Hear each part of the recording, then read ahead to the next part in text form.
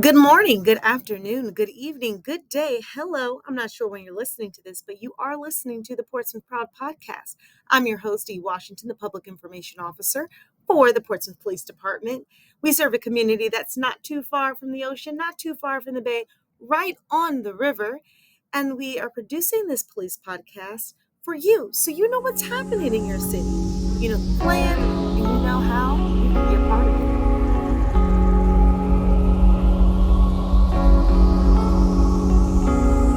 This is episode 22 for the Portsmouth Proud podcast, and today we have a wonderful guest. We have a Uniform Patrol Detective Officer Steve Houston, and we're excited for him to be here today. Thank you for joining us. Is it detective or do I say officer with your... Patrol detective. Detective. Or officer. Or Officer Houston. Well, thank you so much, Officer Houston, for joining us today. So I've had some detectives, we've interviewed a few detectives from the Criminal Investigations Unit, but I've never talked with a Uniform Patrol detective, but I've heard about this program. I've heard about this position because the department hasn't always had Uniform Patrol detectives. Am I correct with saying that? That's correct. So is this how new is this position? Probably within a year and a half is something that Chief Jenkins put together. Oh, really? Okay. So it is new. A year and a half is like almost brand new. Okay, year and a half position. But before we dive into Uniform Patrol and what the responsibilities or the duties of a Uniform Patrol detective, I want to get a little bit of background history. I always like to start off, get a little bit of background on the person who's taken time today to speak with us. So, are you a Hampton Roads native? I am. You are? Are you, which of the cities? Are you from Portsmouth or? I was born here, and Okay. then with my family being in the military, we moved away for a while, and then we came back to Portsmouth and lived in Chesapeake. But my grandparents and relatives and everything are all in Portsmouth. Okay. We're in Portsmouth. Okay. So you are Portsmouth native. Yes. And then you have just that familial background with Portsmouth. So as a child, what are some other? Did you live overseas in the military, or what some other states did you live in? Midway Island, Texas, Mississippi, and then when my father went away to Diego Garcia, we lived on City Park Avenue. Okay. With my grandparents. Cool. So you got to where? So Texas, is that about far as west as you were able to go? Was Texas? Midway Island. Midway Island was about west. I have no idea where. It's off the coast of Hawaii.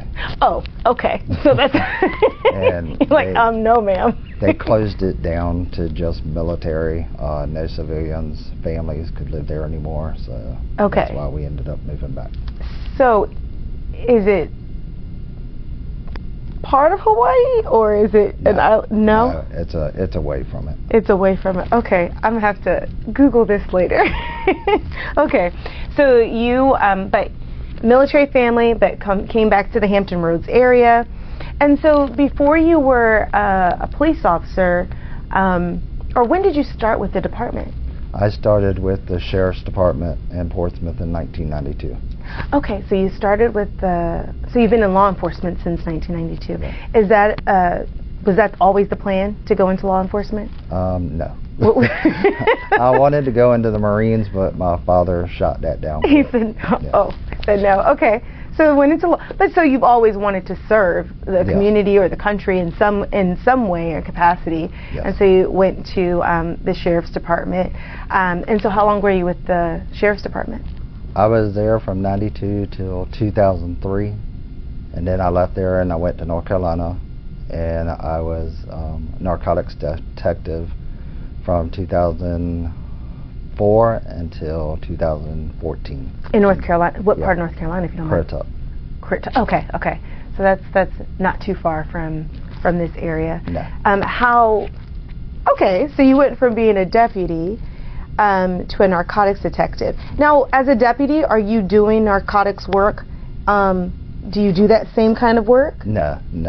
When I was a deputy here, I worked intake and receiving, and I worked in the jail. Okay, and then so when you transferred to North Carolina, did you have to become a police officer first, go through the academy, or you got to just switch over into that role? I did 96 hours of legal for North Carolina because when I was here as a deputy, I went through the police academy. Got it. Okay.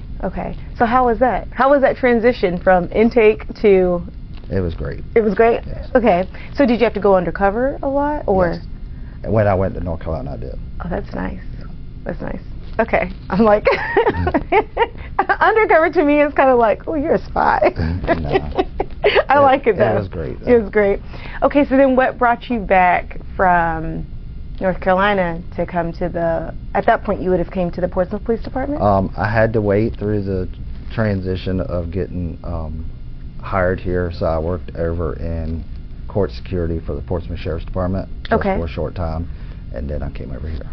What caused you to have that desire to Family. leave? Family? Okay, being closer to family. Now, when you came over here, did you go right back into like the narcotics detective work, or? Not at all. Okay. I'm uniform patrol, and that's where I like. Okay, so what do you like about uniform patrol? Because in my mind, I'm like, you're undercover as a narcotics detective, and then that just seems so exciting. I mean, I guess it would still be exciting uniform patrol because you're interacting with people and there's who knows what's going to happen on a day-to-day basis. But what was that transition like? It was fine. Uniform patrol is different here. We're able to do more things. Okay. Where in other cities you're not. So can you give an example? So in other cities, in Hampton Roads, like Virginia Beach, an officer makes a traffic stop and gets narcotics and stuff like that, we're able to make the arrest and do all the legwork and stuff like that, where in other cities, some cities, they have to call out a detective to take over the case. Okay. So here you have more autonomy as an officer. Yes. So you get to go through that entire process. And that's not just because you're a uniform patrol detective, that's just being uniform patrol. That's just the way it is here. Okay. You get to work a lot of different cases here, where in other cities they call out different detectives to come work it after you've discovered what's happened. Right. I guess that would be satisfying to be able to see that process all the way through, and not have to call someone else. I'm not saying there's a problem with having to call someone else, but being able to I noticed these things and I get to follow those leads and close that case. That's nice. So you started in uniform patrol as a uniform patrol officer after making that transition from North Carolina back to the city of Portsmouth, and now and you said you did that in 2014, 2015? Yep, I came back here in 2018. Oh, in 2018, okay. And so now you are a uniform patrol detective.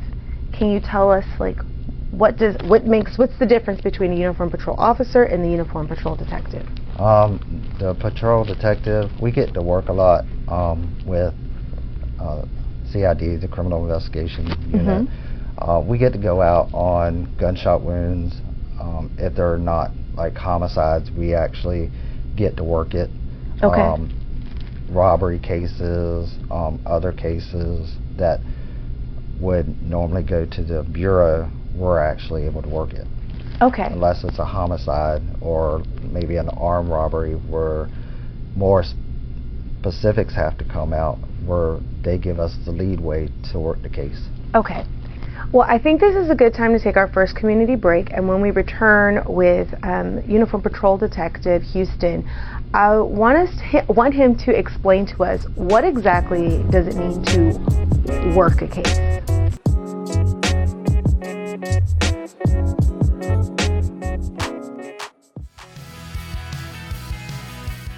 Are you considering a career in law enforcement? Sign on today as a Portsmouth police officer and receive up to $1,500 if you're already Virginia certified. We offer a $1,000 allowance for a bachelor's degree and a $500 allowance for an associate's degree on top of your base pay. Officers can also earn additional income on time spent in court and at community events. Visit our website at portsmouthpd.us for more information on how to apply.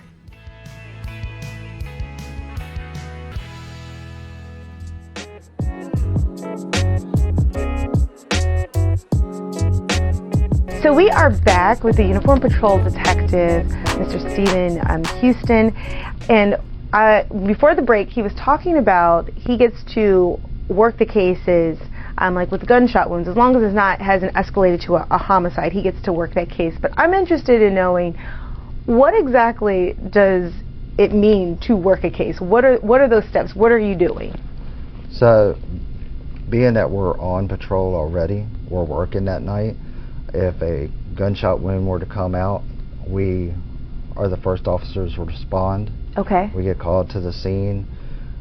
We get to work it from the first stages all the way to coming in on maybe our days off, and if we have to go see video or talk to witnesses or victims and stuff like that, we're given that opportunity, and we're given the opportunity to work the case where we're able to make an arrest and go to court for it.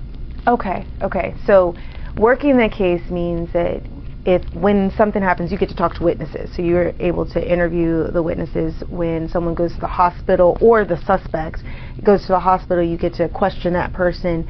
So I think for me, being relatively new to the realm of law enforcement, outside of seeing what's on TV, I didn't know that there were those distinctions, that patrol officers didn't do those arrests or work it. And now working here, I see like, oh, there's different steps along the way. There's different people come into play. Like, I knew that there were detectives who would like investigate a case, but I didn't realize that all officers didn't make the arrest. I didn't realize that.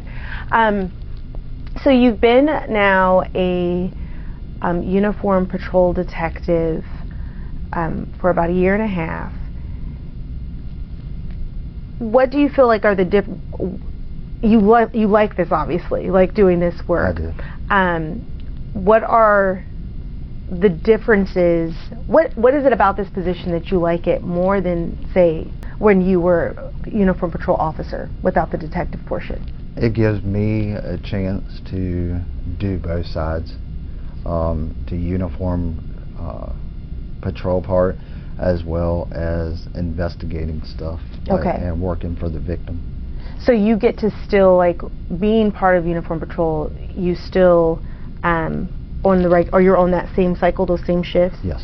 You still get to like walk a beat? Yes. Okay. So you get that excitement of the traditional thing when we think of police work, plus you get the detective side component added to it. Okay.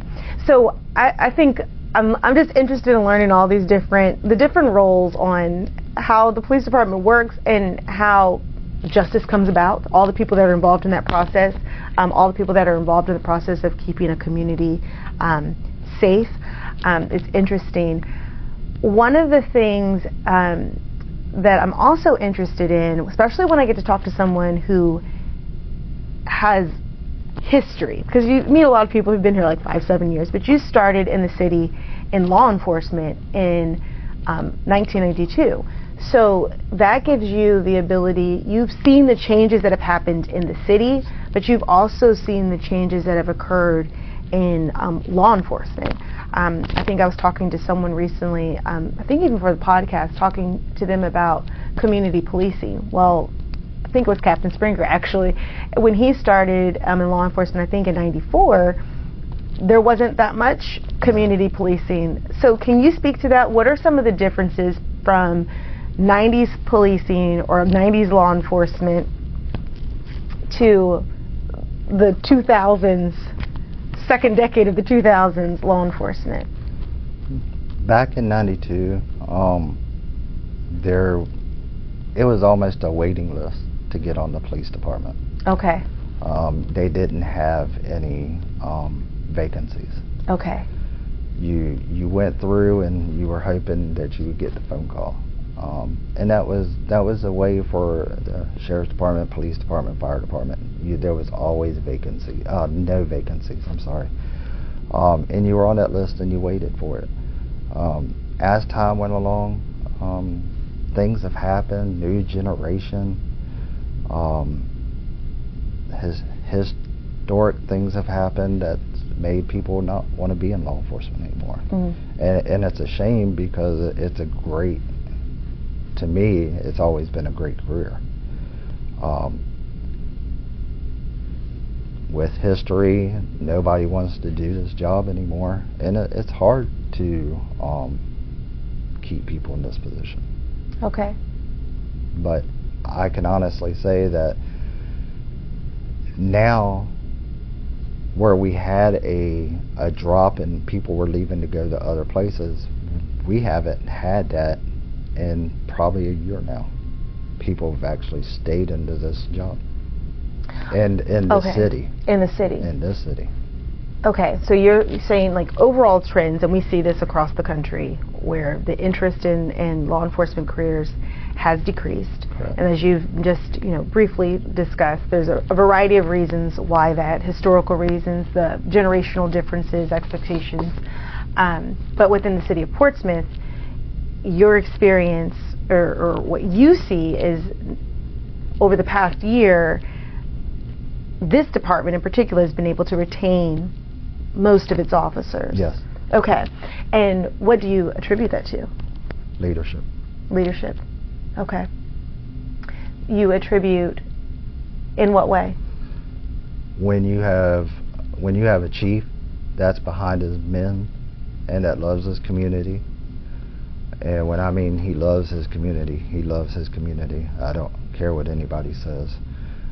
He's out at 6 o'clock in the morning doing a directed patrol in the 2600 block of Frederick, or he shows up with a police officer on a traffic stop, or you hear him saying that he's got one detained.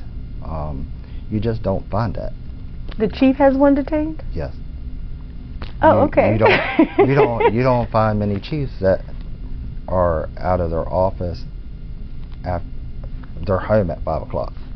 Right. They're not back out, when we're slammed busy and stuff like that. They're not out on the street where right. he is out on the street. Chief Jenkins is out on the street. Yeah. I know he's definitely not out of this office by 5 o'clock. He's right. always working on Saturdays, working on the weekends. But what I did know was that he was going on traffic stops as well. Yeah. So what is that? Leadership is a big factor. What also has kept you in? Because I can find, 92, there's a waiting list. People want to be police officers. I mean, there's the discussions that happen today on the news, and people, that wasn't happening in 92 about police officers on a national level. There would be things, even if a historical event happened, people still didn't have the conversations that they have today about law enforcement. So as you see the tides change, people's opinions change about law enforcement, and I do think it's starting to come, people are seeing after years of saying disparaging things and comments, but realizing like, oh no, if we want a healthy, thriving community, we need healthy, thriving law enforcement. We need healthy, thriving police departments. What has kept you motivated to do this job when you're experiencing overwhelming negativity? Because the love for the job. The love for the job. And the people that we serve. Okay. The people in Portsmouth are a different kind of people. We may have a high crime rate, but the people in Portsmouth still love their police department. And I don't care what anybody says, they do. We don't get yelled at and everything like that. If we go into a neighborhood where there's problems and stuff like that, they treat us well. They do. They say happy things to us. They ask us to give a hug. You'll find officers here that play football and basketball and stuff like that with the kids. We had one morning where I think it was like 7 o'clock in the morning, and kids were getting ready to go to school and stuff, and they were playing basketball and just waiting for the school bus, and officers went out there and played with them. It's that kind of community that I think a lot of us stay here for. Okay. And this department. And the biggest thing is we follow our leader because he does the same thing. I mean, it's been so much improvement just over the last 2 years. And so leadership, of course, being able to see someone who is active in the community is going to motivate you to do the same thing. But in what other ways, or if you want to expound on those ways, has leadership, in particular talking about Chief Jenkins, influenced the department? Well, when I first came here in 2018, we had 4 different color cars. We had white and blue, we had dark blue. I mean, we had different colors. All of our cars match. He's ordered all these cars. He fought for the cars. He's fought for our pay. He's fought everything you ask. He goes to bat for. There's nothing that you won't ask him to do that he won't go to city council or anything else and fight for it.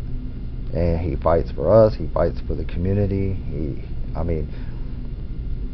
may be out and about talking to people out in the community at 9, 10 o'clock at night. You just never know until you see him show up somewhere and he's in uniform. Right. And almost all the shootings and everything that we have, he shows up for. Right. You know, even if it's not a homicide and stuff like that, he shows up for it.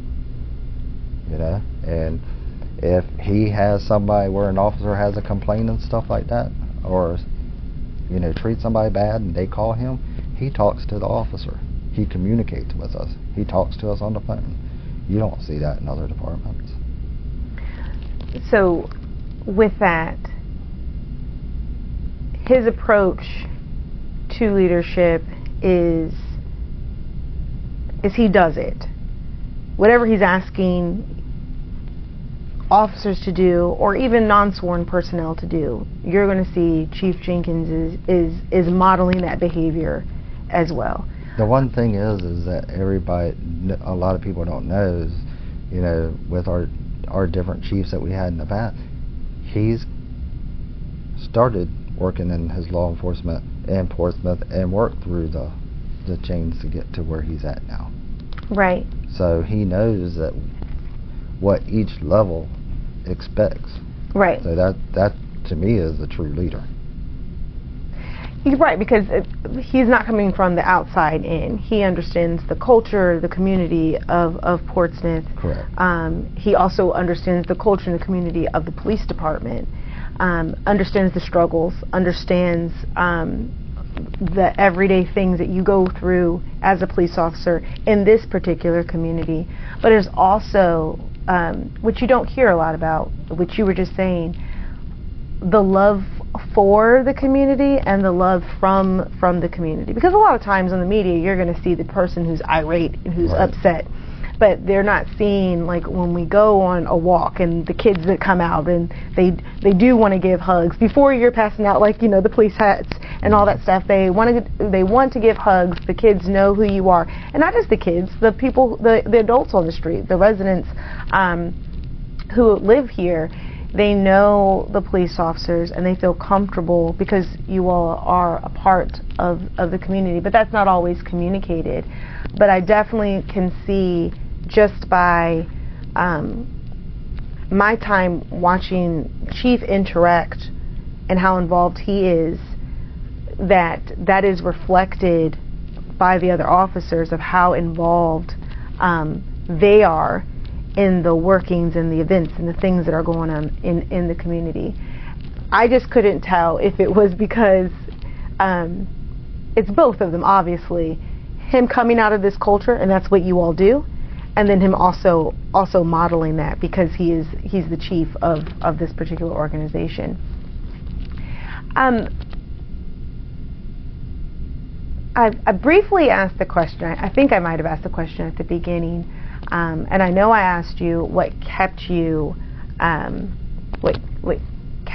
being a police officer, but what made you decide to pursue this line of work? Because it's dangerous. I know it's like you want to serve people, and not dangerous because it's here, but just the nature of the work can be dangerous.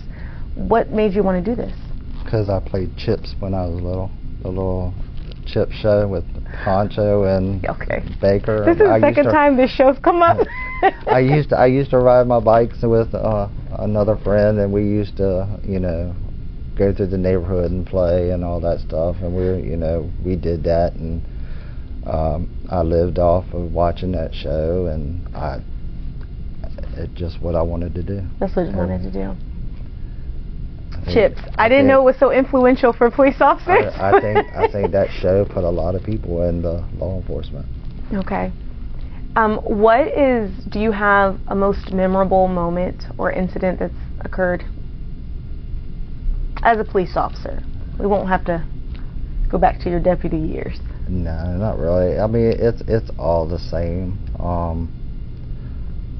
It's just working with the community and working with the people and doing the job that you love. I mean, you don't hold on to, you try not to hold on to a lot of bad memories. Of course, we all have them, but I just enjoy doing what I'm doing. You enjoy doing what you're doing. That's great. It's awesome to enjoy doing what you're doing. So many people work towards wanting to do that. What would you say to a person interested in becoming a police officer? What qualities should they have? I always tell them, don't listen to the negative things. Okay. The negative thing can hurt anybody, but when you're in this kind of position, we're like a real close family, most of us. Some are stepkids, but we're still a family. A real family. Yeah, but just try to stay away from the negative people, the negative comments. Do your best, do what's right. Integrity matters the most here, mostly in this department. When I was hired here, they don't do it anymore, but they had a big old round table where all the captains, chiefs, and everything else sat, and they would tell you what they expect. And going around the table, every single one of them said integrity. Integrity. Integrity can get you let go from here. It can bring a lot of things down. And I think that's the one thing that I've learned, that as long as you do what you're supposed to do, you'll have a long-lasting career. Okay. And just stay away from the negative comments and the negative people that are really out for themselves. Okay. Integrity. That's key, like you said. Lack of integrity can get you into a lot of trouble. It can get you in deep trouble. Yes, so that's important to have integrity. Well, detective? Patrol detective. Well, Patrol Detective Houston, it has been a pleasure talking with you, speaking with you today. Thank you. Thank you so much for joining us. And for those who are listening, I want you to remember that this is your city, this is our city, so let's work together to make it great.